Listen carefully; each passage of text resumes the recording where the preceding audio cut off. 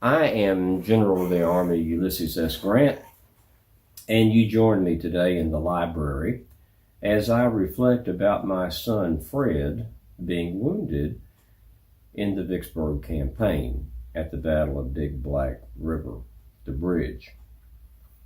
Fred had been with me for a good bit of campaigning. I had him with me at Camp Yates in Springfield, Illinois. And when I got orders for us to move the 21st Illinois Regiment to Missouri, to go to Quincy, Illinois, and cross into Missouri, I felt that Julia would probably want Fred back home and out of a combat area. So I put him on a boat back to Galena. He was bound for Dubuque, and then he'd catch a train for Galena. And I put him on the boat. I promptly got a return from Julia that said, "Leave the boy be, keep him with you." But that was too late. Fred was already on the river heading for Dubuque, Iowa. As time passed, when we were beginning to move into Mississippi, or down the Mississippi into Mississippi and go for Vicksburg, Admiral Porter and I were planning the running of the Vicksburg batteries in April, probably mid-April. And I called for Julia to bring the children down to Memphis. And Fred begged and wheedled and pleaded to be allowed to be taken out of school and come down and join me. And his mother, to my surprise, his mother agreed. So he was pulled out of school. They came down to Memphis and actually were with me on the Baron von Phul, Phul, on the river, and watched the running of the batteries by Admiral Porter's convoy. And he stayed with me for the campaign. Now, I had him with me the day that Admiral Porter was shelling Port Gibson there at Grand Gulf. And Porter's Navy took quite a beating, several direct hits. And we went on his flagship, the Benton, and they'd taken a direct hit amidships in the gun deck and killed several sailors and seriously wounded many others. And Fred got his first real taste of seeing what war looked like when he got on that boat with me and saw those men, the dead men and the ghastly wounded men. I really don't think it affected Fred much. As I have found out later, it did. In fact, Admiral Porter had taken a wound, a piece of shrapnel had hit him in the back of his head during that shelling, and he manfully, though, was very decent to Fred. And in fact, I think teased Fred a little bit and asked him if he wanted to join the gun crew to replace one of the gunners that had been killed. Fred was 12 years old at this time, and he demurred and said, "Well, I really don't think my father would allow me to join the Navy." And we went about our business. As we went on down to cross the river on April 30th and May 1st, we moved on immediately the next day, May the 1st, toward Port Gibson, and quite the fight had erupted. It was called Thompson Station as well. But what I had done the morning after we had gotten across the river, and McClernand had moved the 13th Corps up with some other troops that had been brought across the river after McClernand crossed, quite the battle erupted. I slipped off the gunboat that we were on and left Fred asleep. And I'm thinking, I expected, as anybody would, that he'll just stay here. He can't find me. Well, when the battle, the noise grew louder, Fred woke up. And he looked around and realized what had happened. So even though he had people that were supposed to be watching him, as you know children can do, particularly when the adults get busy with something else, Fred slipped off the boat. And he went to I'm pleased to say the sound of the guns. He knew which way to follow. There's the road right there at Bruin's Landing, and he went up that road following the battle because he knew he would find me at some point. He also joined up as he did his walking with Charles Dana. And Mr. Dana has been sent down, I know, everybody on my staff knows. Dana's been sent down by the Secretary of War, Stanton. He's Assistant Secretary of War, frankly, to spy on me. Stanton wants to know if I'm drinking and allegedly drunk. He wants to know how I'm conducting my command and on and on. I have instructed all of my staff, treat him with the utmost kindness, make him feel welcome. But he's just recently arrived with us. But he has been left along the side of the road too. So he meets Fred and they both start walking up the road toward the battle. Along the road, they ran into some federal officers who recognized Fred. He's got his own little uniform, Yankee soldier uniform, and they had captured some horses because I didn't bring any horses across, only those needed to pull artillery and wagons. I was even walking initially, or in a carriage. And they had found two really old horses that were white, and white with age. So they gave Mr. Dana, Assistant Secretary of War, when he identified himself, and my son, each a horse. And then they scrounged around and found some saddles and bridles, which were as old and worn out as were the horses, and began walking to find me. Well, when they did find me, my impression was such a ragamuffin, worn out excuse for horses and people that I laughed out loud. I laughed heartily out loud at the sight of that boy and that man on those two old, worn out horses with that tack that they were using. And it was at this point that I realized that Fred was going to be with me, and I had no fear. Neither my wife nor myself had any fear of Fred being with me, and he handled himself well. I felt that he would have the opportunity to see many, many things that at such a young age that he would never have the opportunity to see at a more mature age. I thought it would do him good, and I had no concerns for his fear. I did tell him consistently, be careful, Fred. And of course, with a 12-year-old, you know that went in one ear and out the other, and he wanted to see the excitement. And he got to see a lot of excitement, some a bit closer than he wanted. Well, after we had fought the Battle of Edward Station, or Port Gibson, Fred said this about it, later on about it. He said, after the battle, while riding towards Edward Station, Port Gibson, Father suddenly turned back, and I went on into a house filled with Confederate wounded, which was the Isaac Roberts house. They were not feeling very friendly toward the Yankees, and they threatened to kill me. Of course, I decided not to intrude, and I passed on. Further down the road, some of our own men who did not know me attempted to take me prisoner. Soon, however, an old soldier recognized me and called for 3 cheers for young Grant, which were given with a will, and I began to feel more comfortable. About midnight, I returned to the field and reached a house in which I found my father and several of his staff officers, most of whom were greatly elated over their victory.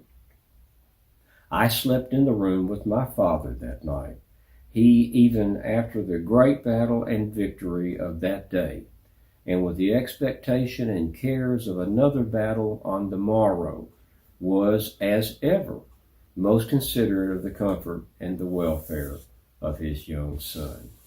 Father always cared for and about me.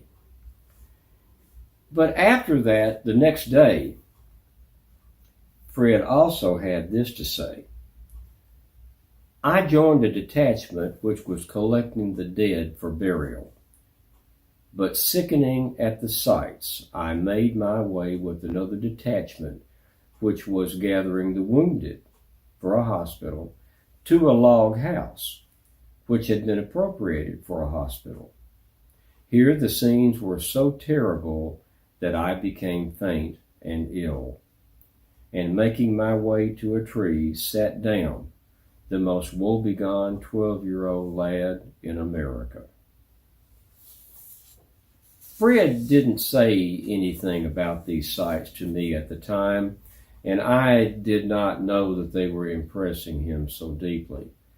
But he was a 12-year-old boy, precocious, energetic, dynamic, intelligent, but he was 12 years old, and he was seeing the horrors of war at their most horrible. After those battles, Raymond, and moving on to Jackson, he had gotten with Sylvanus Cadwallader, the journalist. And I know not where Dana had gone by this time, but Fred was now with Sylvanus Cadwallader, and it's on the 14th, and we're going into Jackson. We took Jackson, but Fred thought we had already taken Jackson and that it was completely in our hands. And Cadwallader says that they had started for the capital at full speed to secure the large Confederate flag which waves from the staff on the roof, only to meet someone coming down the steps as they were racing up the steps. And he says, a ragged, muddy, begrimed cavalryman descending with the coveted prize under his arm.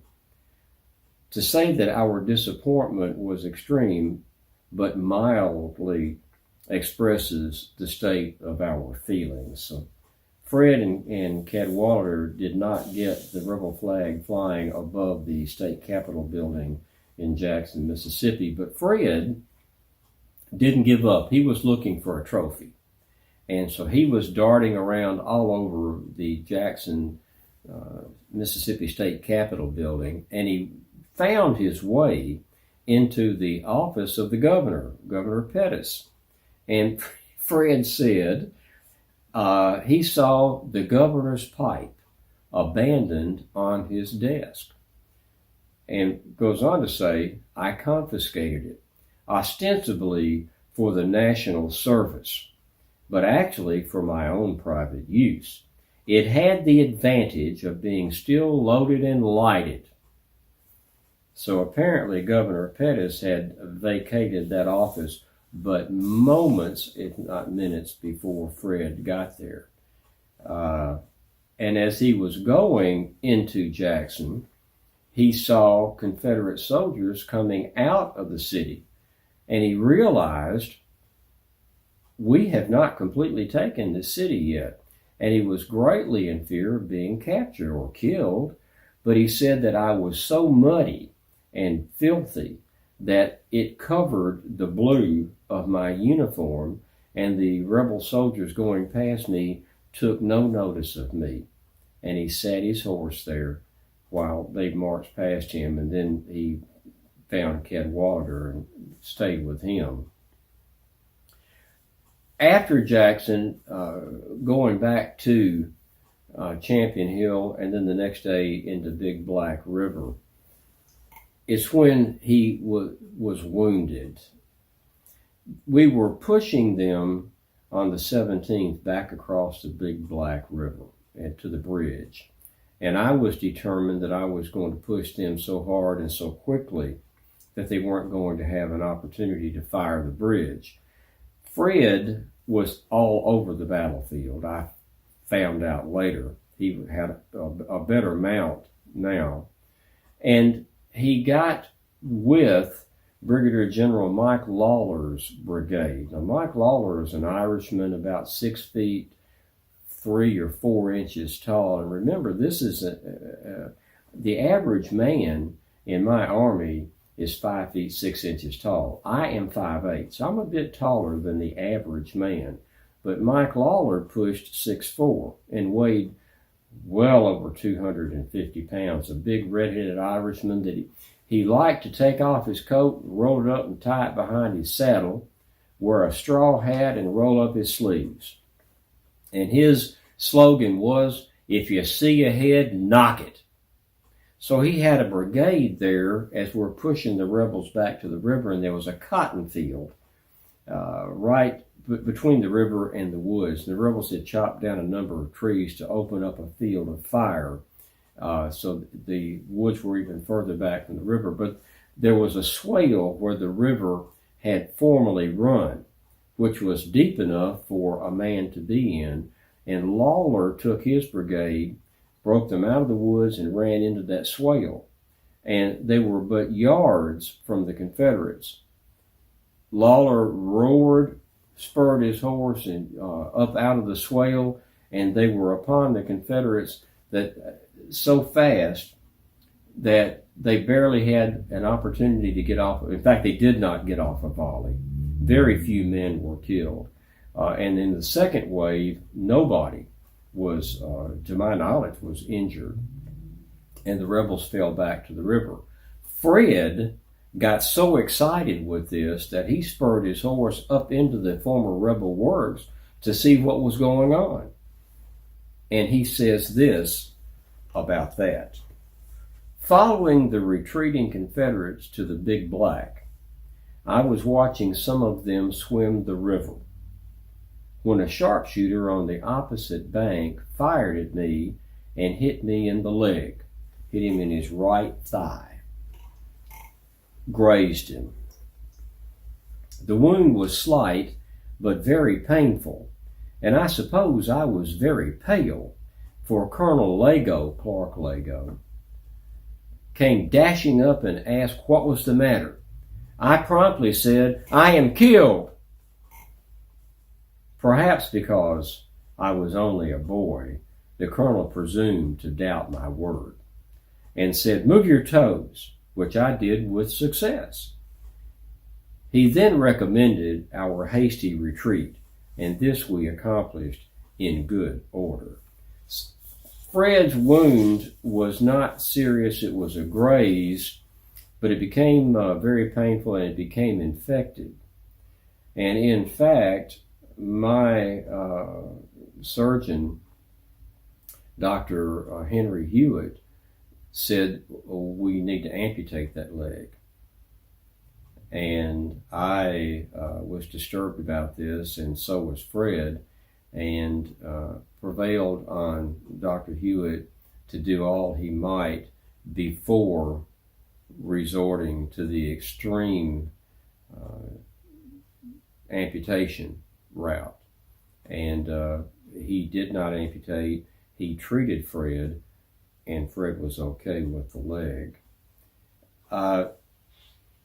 After the surrender, when we went into Vicksburg, Fred was with me. And we went to a house where Pemberton and a number of members of his staff were, and rode up to the house. But I'd like to tell you what Fred said about that encounter. And he says, "We reached a house of some pretentious appearance, partially built of stone. There was an assemblage of Confederate officers upon the porch. General Grant dismounted at this place and entered. No one met him at the gate or asked him to take a seat among them. General Pemberton was there with his staff, but he received his conqueror in a most frigid, cold manner. After a moment, General Grant said, 'I would like a drink of water. Where can I find it?' One young officer, more politely inclined than others, pointed to the door of the house and said, 'I presume you will find a glass of water inside the house.' General Grant went back through the house and entered the kitchen. I followed him. There was an old negress who gave us the coveted drink. Perhaps our enemies assembled there did not realize that same morning my father had interfered with any firing or saluting in exultation over the victory.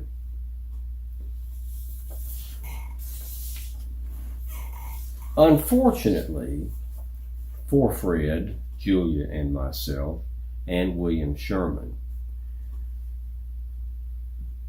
Fred got a bug in his stomach, and so did Sherman's children. Sherman brought his wife and 4 children to Vicksburg as well. And Sherman's son, Willie, was but 9 years old and got something in his stomach that caused dysentery. And in October, he was in the Gayoso House Hotel in Memphis, Tennessee, and died suddenly. Fred also had caught a bug in his stomach and was having dysentery problems that plagued him all the way through December and into January. Julia was with me in Nashville where I had gone after the Chattanooga campaign. And she was called back to St. Louis, where Fred was, with her cousin Louisa Boggs. And that's the Boggs of Boggs and Grant. Her husband and I had the real estate business for a few months in St. Louis before the war, back in '59. But Louisa told Julia, "You need to come back." And Fred had wasted away almost to nothing but a skeleton. Julia telegraphed me on January the 17th and told me, if you want to see Fred alive, you need to get back to St. Louis. I telegraphed General Halleck and asked permission to see Fred, who was sick with, as I told General Halleck, typhoid pneumonia.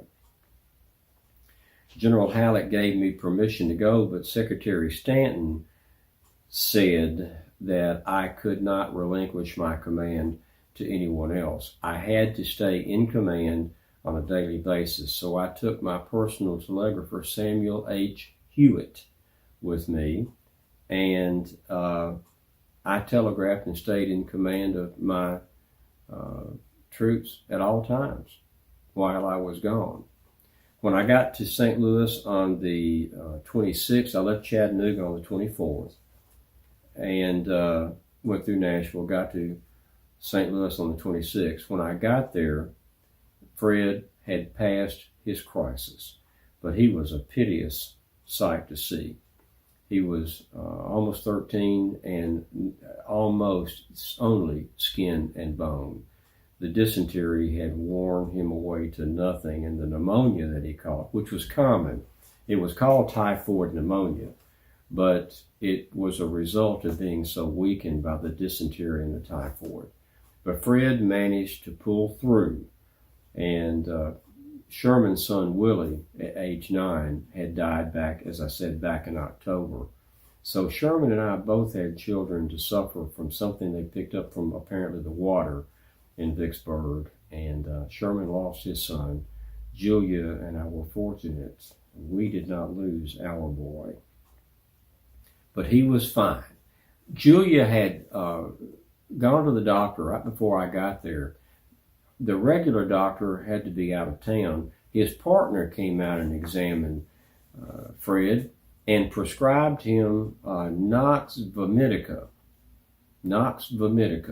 which is something to clear out the intestines, and he gave a good dose of that to Fred. That may have been what turned the course around for Fred.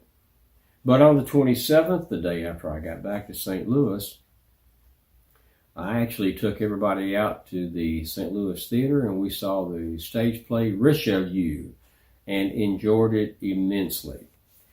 And on the 27th, I telegraphed General Halleck that my son's crisis had passed and that I would be returning to my headquarters.